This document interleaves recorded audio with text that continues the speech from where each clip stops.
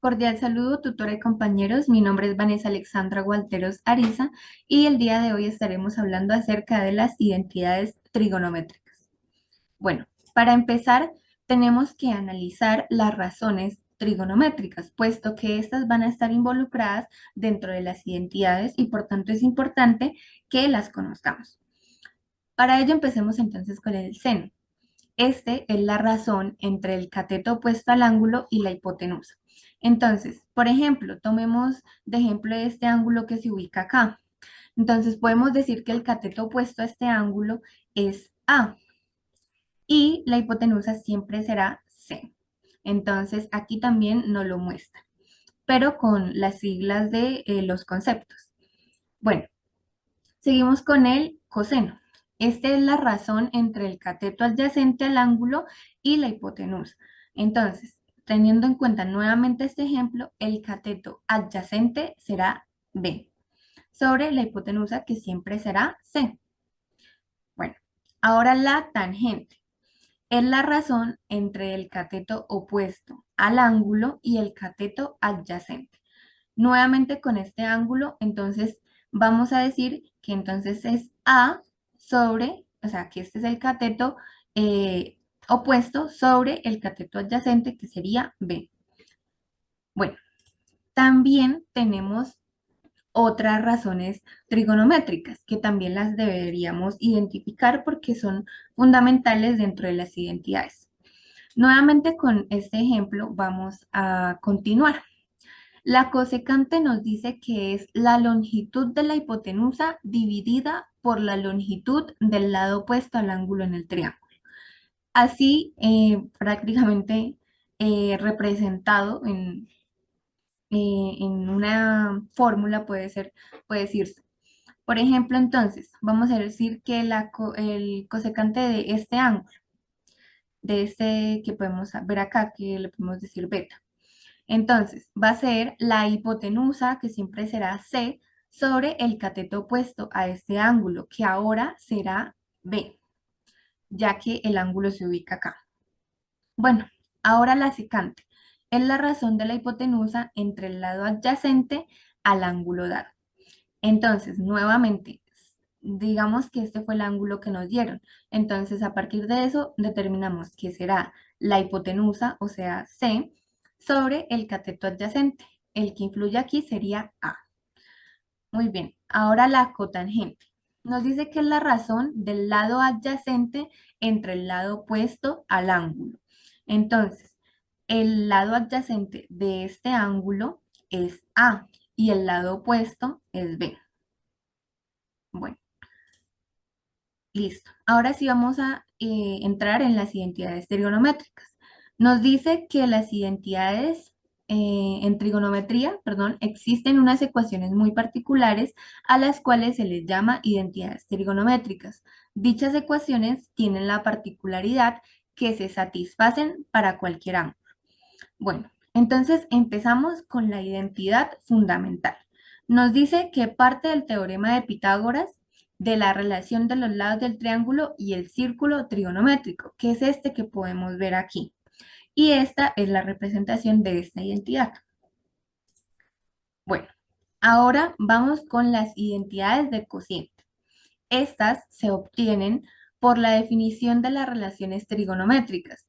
Esta relaciona la tangente de un ángulo con el seno del ángulo dividido por el coseno del ángulo. Bueno, prácticamente el ejemplo que nos da aquí es este que podemos ver en el primer circulito. Pero entonces tenemos que tener en cuenta que las identidades trigonométricas, dependiendo pues el tipo que son, pueden invertirse o aplicarse de otras formas. Entonces aquí tenemos dos ejemplos. Por ejemplo, la que acabamos de decir y que la cotangente del ángulo, por ejemplo, A, le vamos a decir así, es igual al coseno del ángulo A sobre el seno del ángulo A. Listo. Ahora tenemos las identidades recíprocas. Se les llama de esta manera debido a que a partir de la definición, al aplicar el recíproco, se obtienen nuevos cocientes. Entonces, por ejemplo, hagamos aquí este ejercicio al principio.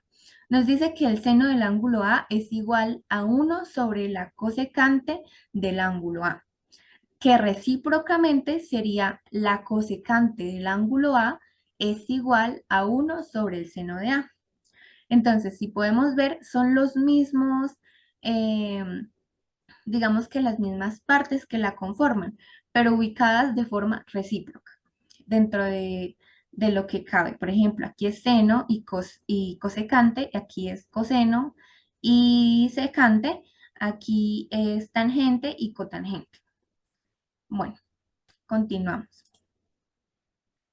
Seguimos con las identidades pitagóricas. Nos dice que se obtienen a partir de la identidad fundamental y las identidades de cociente, que son las que acabamos de ver anteriormente y las pudimos identificar. Son las identidades trigonométricas derivadas al aplicar al teorema de Pitágoras el círculo unitario. Aquí podemos ver la representación de cómo se caracteriza. Bueno, ahora vamos con las identidades de confusión.